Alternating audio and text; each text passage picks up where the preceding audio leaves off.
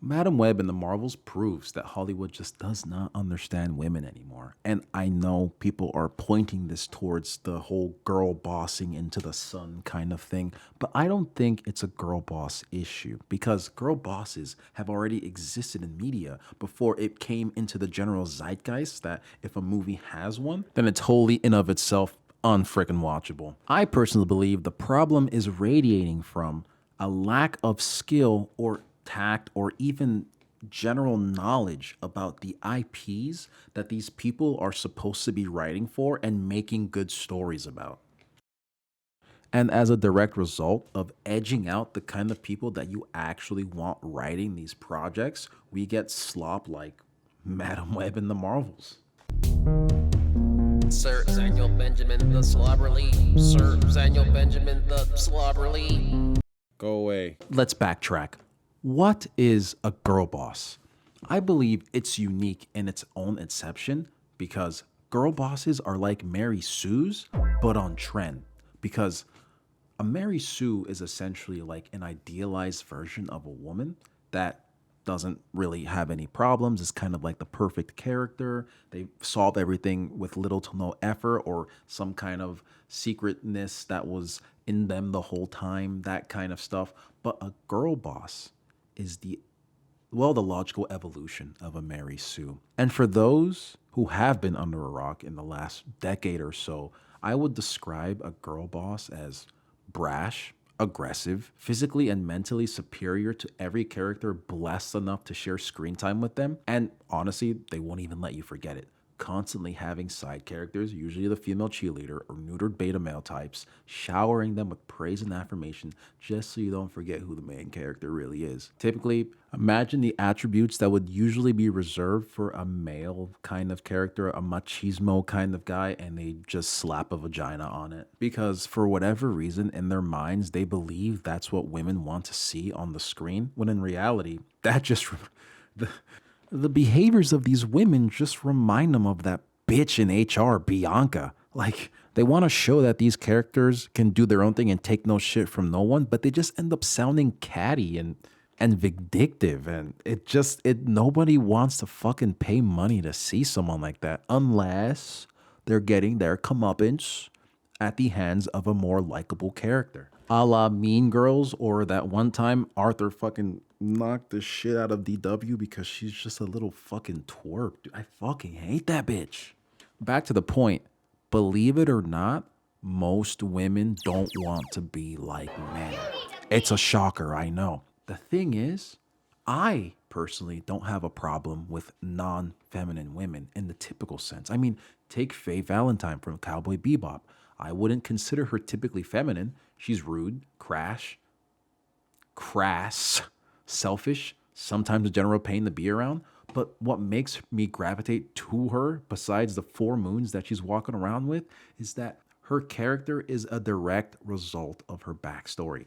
She was saddled with an incredible amount of debt and betrayed by people she trusted after waking up from a 54-year-long cryosleep, as well as being diagnosed with full amnesia.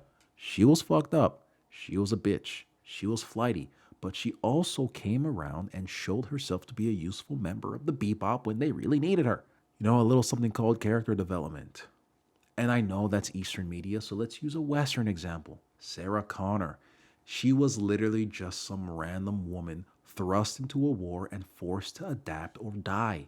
She started out fully human, fallible, scared, irrational, or paranoid, and after being baptized in the fires of Terminators 1 and 2, she became one of these staples of badass female characters who was also able to share a screen with a badass male character without putting them down or overshadowing their efforts. Hell, look at Milan. That movie crawled so that She's the Man could walk. Both those movies displayed that sometimes you need a little feminine touch if you want to make the most out of a situation. Where was I going with this? These seven women are not characters. Hell, these three didn't even need to be in the movie. Hell, these two didn't need to be in this movie. It turns out, at the end of the Marvels, Captain Marvel could have just solved the problem that made the movie take place in the first fucking place. if she had just used the power of giving a fuck. I kid you not. At the end of the movie, she finally feels bad for condemning an entire race of people to death, and after abandoning them to their fate for who knows how long, and she just kind of pulls up and fixes it with little to no effort, mind you, rendering the events of the entire movie moot. At least in Madame Web's case, the reason why she got involved with these girls directly led to her realizing herself as a hero. But it's still a bit of a stretch, ain't it? I mean, I wouldn't say that Madame Web is a run of the mill girl boss. She's not really rude or imposing, just kind of apathetic. She's way too nonchalant, but I think that maybe because Dakota Johnson was off a perk for the entirety of the movie's runtime. But her character did manage to get away with a lot of stuff that you normally wouldn't be able to just walk away from. One of the things being wanted for kidnapping and also carjacking some poor dude. And really, the only mitigation that she did for the very severe crimes that she committed was using her car at a motel and removing the vanity plate from the cab that she stole. This woman is a fugitive, and she was able to charter a flight to Peru. These characters aren't people. They aren't believable. They aren't compelling in any way. There isn't even subversion, bad or good. Like, the thing with Madame Web specifically was that it was set in 2003 and it should have released in 2003 because it made the mistake of coming out when the term woke has made its way into the zeitgeist, and it's just trendy to dunk on movies like that. Now, I mean, the movie wasn't even woke. It just wasn't good. And I more so want to focus on the lack of depth for any of the characters on the screen. The freaking trailer of this movie. He was in the Amazon with my mom when she was researching spiders right before she died. If Brie Larson was Wooden in the Marvels, Dakota Johnson was the whole fucking lumberyard, dude. It reminded me of that one character from The Amazing World of Gumball that was perpetually bummed out. My name is Claire, and today is the worst day of my life. Or even friggin' Daria. And I mean, at least Daria had all of 7 fans rooting for her. 7 more than Madame Web. Haha. Onto the Marvels. The modern trend that people have began to notice in recent Marvel films and television is the propping up of female characters while also tearing down their male counterparts. I mean, it was apparent in SheHulk when she managed to beat Bruce in a fight. Well, he wasn't trying to hurt her. Also, he had shown that he's still stronger in the training montage. Shut the fuck up. They let Hulk get tossed around by a fucking Jeep. There is no way they were ever intending on respecting this character. They even came for Captain freaking America. But I digress. The Marvels are not only an example of Marvel not knowing how to write compelling female characters or villains for that matter. They also don't understand why women go to these superhero movies in the first place. And in case you didn't produce the answer yourself, it's for hot men, all right? It's other stuff, but mainly hot men. You even have people on the inside of these productions admitting that women may not be able to solely carry the franchise. Who would have thought that miss after miss, they would have finally learned their lesson, or at least admitted that maybe they have overstepped into a field they have no business messing with. Like, I will say for the Marvels, however, at least they tried to give these characters some depth. Like, they actually tried. They may have failed, but sometimes effort is what matters to me. And that effort in character depth and building was in the form of Monica's and Carol's tattered past. And as a result, a shaky reunion. Carol was afraid to face Monica after seemingly abandoning her prior to her mother's passing. You can tell that the conflict was wholly artificial in its inception. It could have been a springboard into Carol's character and the hardships that she's had to face, being thrust with the task of protecting the entire galaxy from foreign threats. Look, I just need to, I don't know where I would have put this. I'm going to put this here. Wouldn't Carol have known about Thanos? Like, He was going out wiping populations for a long time, one can assume, well known for just being that dude. Why didn't she warn Earth? Why wasn't Thanos her number one priority? She could have been there as soon as the Black Order initially showed up on Earth. I mean, if Nick Fury was on the Saber space station or whatever and had access to wormhole technology and, deep space probes or whatever, wouldn't he have also found out about Thanos as well before, you know, Bruce got ejected to Earth and the Hulk just never showed up again? Like, dude, this chick was really just getting married and hanging out on singing planets, bro. It really makes the scene where Natasha and the other Avengers were having that meeting, after the blip and Natasha was all depressed and what it just made it seem a lot more meaningless. All right. Anyway, when I was watching the Marvels, I went in with optimism.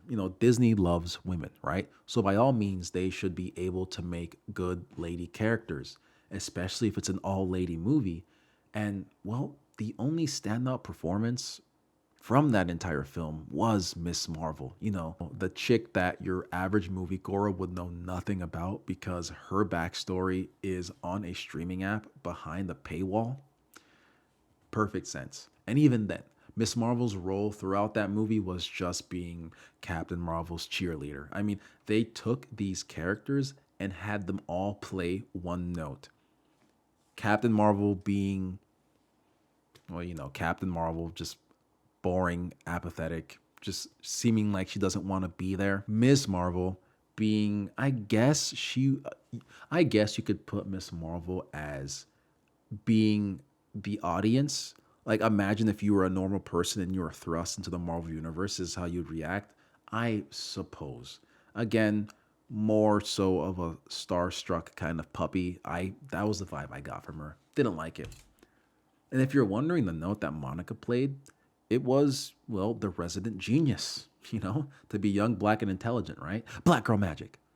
Like, who even is this character? To me, the only defining thing about her character is that she's really smart and her mom is dead. She doesn't play any significant role in this movie that couldn't be replaced by a quippy robot. None of these characters are unique in the roles that they play.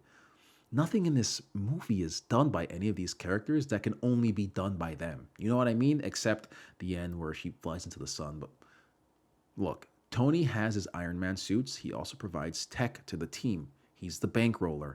Captain America is the tactical brain. He leads the team and is the sense of direction for when they need to mobilize. Natasha is the intelligence. She gets behind enemy lines and she gets her teams the intel that they need on their target. Hulk and Thor, well, they're the muscle. And I mean, all the other members can throw down, but these guys get it done. These are pivotal roles on their team that allows them to succeed in their goals and also as a superhero ensemble. They complement each other. Can you say that about the teams of the Madam Webses and the Marvels? Not even close.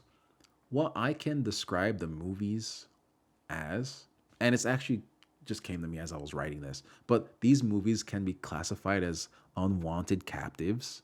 You know what I mean? Like, it's clear in both movies that the older protagonists, they don't want anything to do with these younger co-tagonists and actively remarks in it. Like, if they could, they would get rid of these guys and go back to their lives of doing fuck all.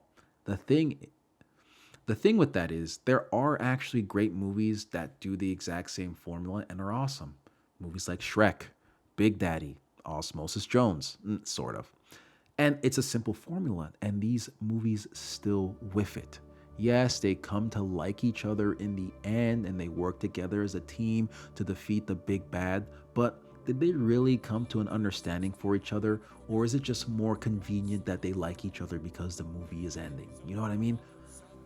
Where am I going with this? The Marvels, even though it blew hot dookie chunks, at least tried to be a movie. I'll give it points for that. Madam Web was created as a cash grab to lure in normies with the hopes of evil Spider-Man and sexy spider temptresses, which in the movie are fucking nowhere to be seen. And well, the fish are not biting. It's time for course correction, and it's time for it soon. Me personally, I miss the days of believable strong female characters like Black Widow, Bumblebee from the Teen Titans animated series, the good one, Gwen from Ben 10, hell, that Asian chick from Pacific Rim.